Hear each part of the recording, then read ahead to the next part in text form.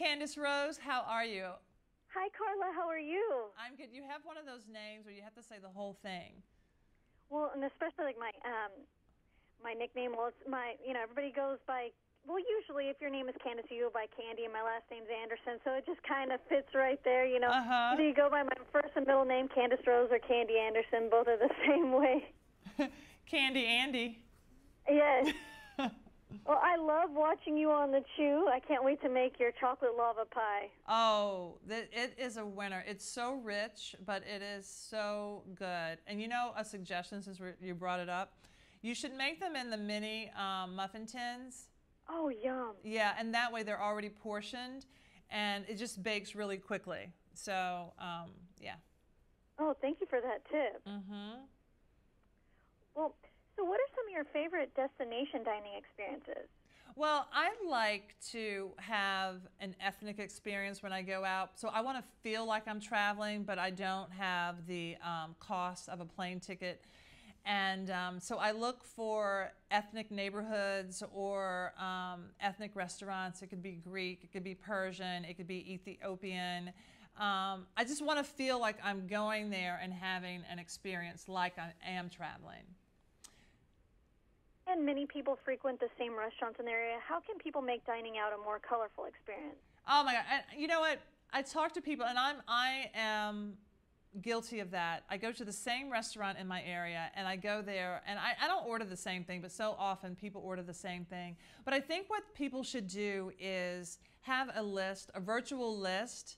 Even keep it on the computer, and have all your restaurants. Maybe divide them by cuisine, and have a couple of items on there, that menu items that they're known for, so that when you are ready to go out and eat, you just go through that list. And sometimes you don't know what you feel like, but you're like, okay, oh, do I want this, do I want that? And then it's easier to choose, but also you're outside of the box. Once you have gone to that restaurant, check it off, make some notes, and then go to the next one. Don't go back to that one. What we tend to do is, oh, I like it, I'm going to go back. No, go to the next one. That can be difficult. Yes, yes. But you know what I also want to mention? With kids, sometimes with them, we want to get them involved, and it's so easy to say, okay, they're going to get the kids' menu portion, that little, whatever their food is in that little kids' menu box. But I think for them, have them do the same thing in terms of having an experience. Spin the globe, have them shut their eyes, pick a particular place, and then say, okay, we picked Morocco. We're going to look for a Moroccan restaurant, and I want you to find out something about these people. So it's not just the food, it's the culture. So when they go there, all of their senses are waiting to experience some culture. And that's what they would do if they were traveling to that place. That's such a great idea.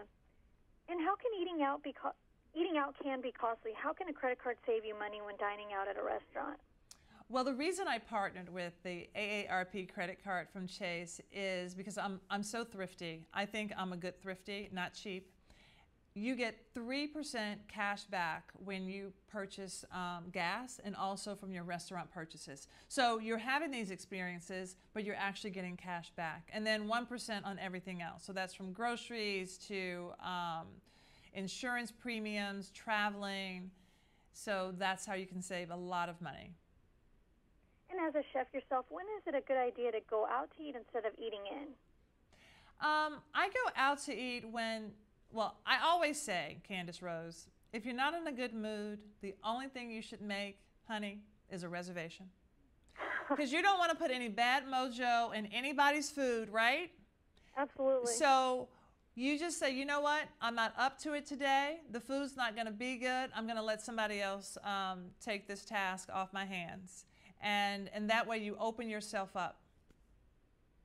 And when deciding where to eat, what are your must-haves in a restaurant?